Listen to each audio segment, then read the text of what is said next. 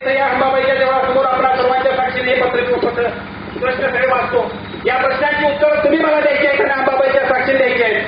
पहिला मुद्दा, या 15 दिवसाच्या ह्याच्यामध्ये वाजत गाजत मंत्री महोदयांच्या हस्ते झालेल्या शिवराव सोनवणे घाट झाला काय? या तालुक्यातल्या अत्यंत महत्वपूर्ण असणारी एमआयडीसी झाली काय? पारगाव धरणाच्या पलीकडच्या बाजूला असणाऱ्या शिवायापासून ते खेडेवाडीतल्या रस्ता नाही, त्या सगळ्या रस्त्यांच्या गावागावातल्या रस्त्यांची अवस्था चांगली आहे काय? तिकडच्या बाजूला आईने आटेगावच्या काडावमधल्या सगळ्या डिस्टर्ब झालेल्या शेतकऱ्यांच्या लोकांना न्याय मिळाला काय? केळोशीच्या परिसरातल्या आमच्या सगळ्या बहात्तर कार्यकर्त्यांना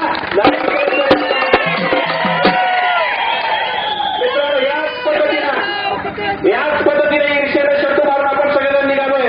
कुणाची दमा बाळगायची गरज नाही, समाजाचं काम करायला निघालोय. कुणाच्या मेहरबानीवर राजकारण करत नाही. माझ्या सर्वांना विनंती आहे मित्रांनो, या संघर्ष यात्रेच्या निमित्ताने नीचे पोलीसला रस्ता असेल तिथं प्रचंड अस्वस्थता असणारे लोक आहेत. पलीकडच्या बाजूला केळोशीमध्ये ह्या इतर पोस्टर दिसण्याच्या पोस्टरमध्ये बघा, रोज माता भगिनी दूध घालायला यायला सुद्धा त्या दराकडे येताना जीव रोजच्या रोज धोक्यात घालून दिसत आहेत. पलीकडच्या बाजूला गेल्या वाड्यामध्ये 5-6 महिने वाहतूक बंद आहे आणि गारगोटीपासून ते कोल्हापूरचा रस्ता, ज्या कोल्हापूरच्या गारगोटीच्या रस्त्यामध्ये गेले बरेच दिवस झाले 25-30 वर्षांपासून तो रस्ता मोठा झालेला नाही. आज वाहतूक वाढली, वर्दळ वाढली, माणसं वाढली. याच रस्त्यावर पूर्वी 1 पेट्रोल पंप होता, आज 10-15 पेट्रोल पंप झाले. पण माणसं वाढली, वाहतूक वाढली, सगळी वाढली, तर रस्त्याची साईज वाढली नाही. गारगोटी कोल्हापूरचा चौमुद्रे झक मारला, कारण ते तुम्ही मंडळी घोषणा केली होती. पण किमान रस्त्याला दिले 2 पेट्रोलचा जरी पलीकडे वाढवला तर आमची गाडी तरी सुधारता येईल. एवढ्या साध्या मागण्या तरी पूर्ण झाल्यात काय? याच सगळ्या प्रश्नांची उत्तर विचारण्यासाठी, याच सगळ्या प्रश्नांचा हिशोब मागण्यासाठी आपण मुदामध्ये आलो मित्रांनो. संघर्ष यात्रेच्या निमित्तानं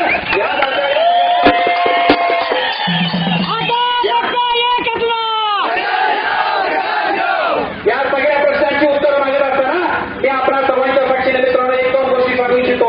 काही लोकांना असं सुद्धा वाटतंय की प्रकाश आंबेडकरला आमदारकीचे वेळ लागले, आमदारकीसाठी ही सगळी चालली, त्यांची धडपड चालली.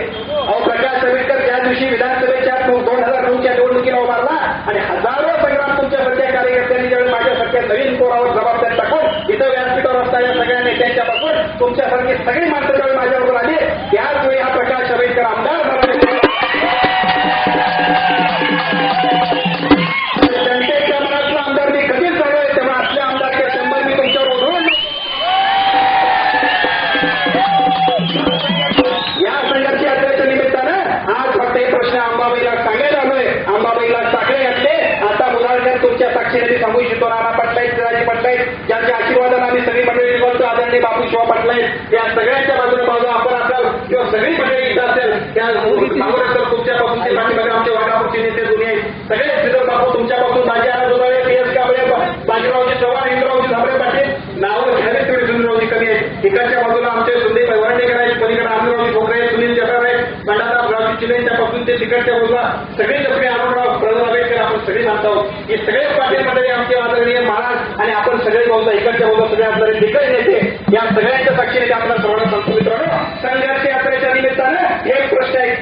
मी जाहीरपणाने या ठिकाणी अंबाबाईच्या देवळात आपल्या सर्वांच्या साक्षीने सांगतो की 10 वर्षामध्ये या विद्यमान आमदाराने केलेली 10 ठळक कामं सांगा, आम्ही राजकारण सोडतो. मित्रांनो, हरिभाऊ कदम आमदार झाले होते. हरिभाऊ कदम नावाचं व्यक्तिमत्व पारगाव धरणासारखं पारगाव धरण त्यांनी केलं. आज त्याच पारगाव धरणाच्या पाण्यानं तुम्ही आणि आमच्या आयुष्यातल्या सगळ्याच्या सगळे सुखी झालो. त्याच हरिभाऊ कदमाने भैया धरणाची सुरुवात केली. त्या भैयाच्या जीवावर आज सुद्धा आमचा शेतकरी सुखी झाला. एकापेक्षा एक चांगले प्रकल्प उभारणारे एका रोज आमदार आणि एक सुद्धा काम सुरू न बघता उद्घाटन झाल्यानंतर सुद्धा आज दुर्दैवानं आम्हाला उद्घाटन करावे लागतात. हा एका बाजूला आमदार. या सगळ्या प्रश्नांची उत्तरं, या सगळ्या प्रश्नांची उत्तरं आपण सगळ्यांच्या पद्धतीनं तुमच्या सगळ्यांच्या साक्षीने मी मागतोय आणि मी आपल्या सर्वांना विनंती करू इच्छितो मित्रांनो. 10 कामं जर यांनी सांगितलं तर आम्ही राजकारण सोडू आणि 10 कामं खरंच जर तुम्ही केली नसतील तर तुम्ही राजकारण सोडा. हे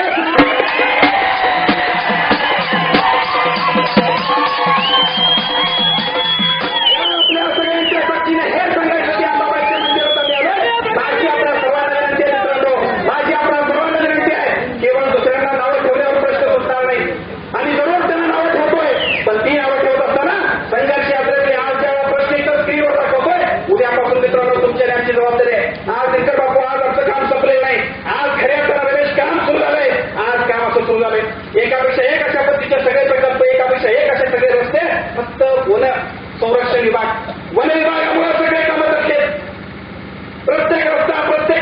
टेकोडीची उंची वाढवायची आहे अडचण वन खात्याची. फॉरेस्टच्या पलीकडच्या बाजूला आमच्या दर्यावाड्यातले प्रश्न आहेत, रस्ता करायचा आहे, फॉरेस्टची अडचण आहे. पलीकडच्या बाजूला इकडे आमच्या भयाच्या धरणाची उंची वाढवायची आहे, हेच्या धरणाची उंची वाढवायची आहे, तिकडच्या बाजूला केळोशीची उंची वाढवायची आहे. एकापेक्षा एक सगळ्या रस्त्यांसाठी, पाण्यासाठी, विजेसाठी आडे तळगाव आमच्या आडे भटवाडीमध्ये गेलो.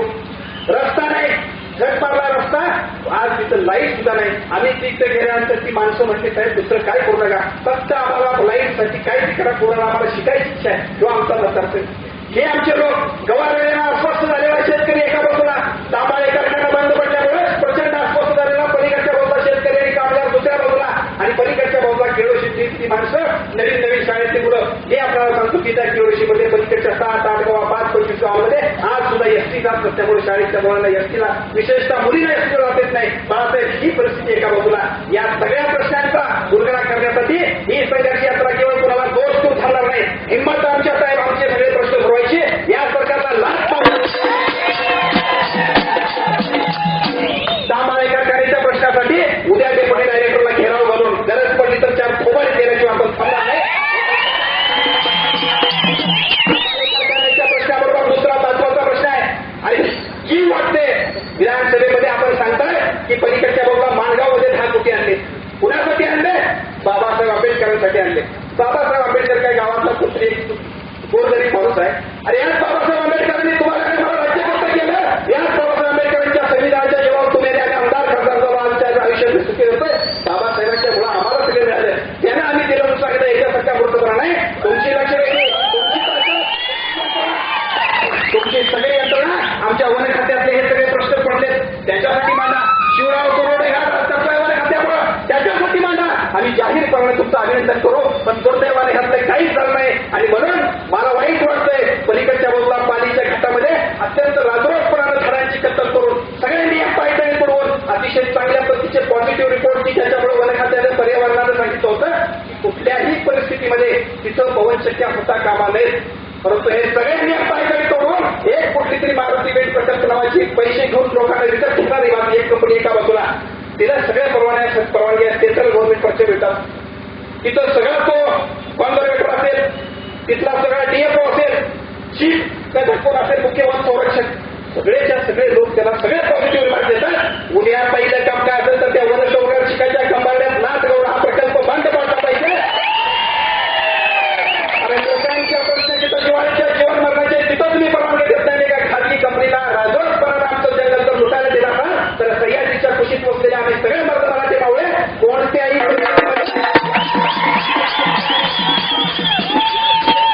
या सगळ्या प्रश्नांचा दाब विचारण्यासाठी आणि संघर्ष खऱ्या अर्थाने करण्यासाठी हे तर केवळ आपण येतो बघ शाकी आहे आम्ही तो पिक्चर बाकी आहे आपण सगळेच्या सगळे उद्यापासून मग कधी फॉरेस्टच्या आताबाई कॉन्झर्वेटरला द्यायचे येणार का नाही? तिकडच्या बाजूला एक्झिक्युटिव्ह इंजिनियरचा बोल आला तिथं रात द्यायचे येणार का नाही? असा हा जगन्नाथ हेच करायचं आहे. आता कुणाच्या निर्माणीवर आम्ही करणारे आमच्या हिंदूवर आम्ही शब्द मारून आमचं राजकारण अभिमुख करणारे कार्यकर्ते आहोत आणि त्यासाठी हजारो कार्यकर्ते ज्या ईर्षेनं ताकदीने याच्यामध्ये सहभागी झाल्या त्या सगळ्या कार्यकर्त्यांना मी सांगू इच्छितो कोणत्याही परिस्थितीमध्ये रात्रीचा दिवस करूया आणि समाजासाठी काम करूया. अहो काम करणाऱ्या प्रत्येक माणसाच्या आयुष्यामध्ये लोक उचलून घेत आहेत, ताकदीने ईर्षे देत आहेत. अहो मुलांच्या प्रवेशद्वारापासून अंबाबाईच्या देवापर्यंत सोबत 100-150 महिलांनी मला ओवाळलं. अरे माझं भेटलं आयुष्य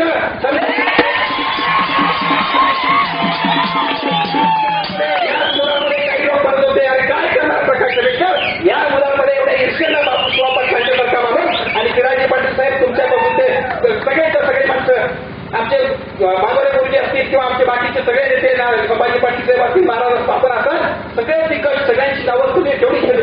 आपली सगळ्यांची ताकद माझ्या पाठीमागे लागली. आज तुमच्यासाठी काय पण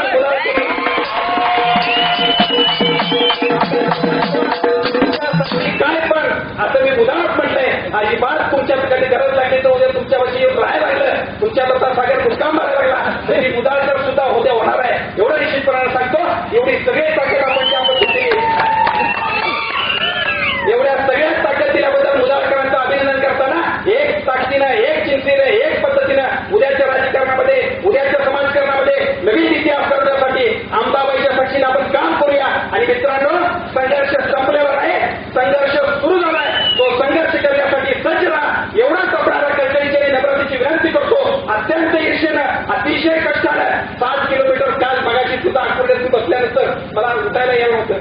तिथनं पुढे आल्यानंतर माणसांचा माहोल बघितल्यानंतर कसा पळत निघालो माझं मलाच कळेना. एवढी प्रचंड ईर्ष्या या ईर्षेच्या साक्षीनं, या अंबाबाई देवळाच्या साक्षीनं जो प्रत्येक प्रश्न चुकीचा असेल त्या प्रत्येक प्रश्नावर युवा संघर्ष संघटितपणाने काम करेल. बाळासाहेब तुमच्याकरता सुद्धा महत्वाचा विषय आहे. इकडे नोकर भरती झालीच नाही, पण दोघावती कारखान्यामध्ये नोकर भरतीची झाली. त्या पै डायरेक्टरांनी आपल्या पै पाहुण्यातलीच लावली. उद्या हे झाले की संघर्ष यात्रेतला भोगावती काढता हा सुद्धा विषय असणार आहे, कारण आमचा अधिकार आहे. काही लोक म्हणतात त्याचा काही संबंध, जरा जरा जिथं जिथं असेल तिथं तिथं या प्रकाश आंबेडकरचा संबंध आहे. 3 लाख मतदारांच्या मध्ये 3 लाख मतदारांच्या मध्ये प्रत्येक माणसाच्या सुखात आणि दुःखात हा प्रकाश आंबेडकर आणि युवा संघर्ष असणार आहे.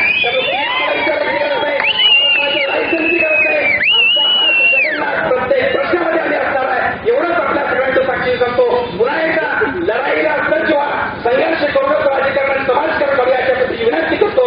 जाहीरपणानं फक्त 10 विकास कामं ठळक 10 वर्षातली या मंडळी सांगावे आणि राजकारण सोडतो, नाहीतर त्यांनी राजकारण सोडलं पाहिजे अशा पद्धतीची गावागावात भूमिका घेऊन यांना आपण सगळेजणी विचारूया अशा पद्धतीची विनंती करतो.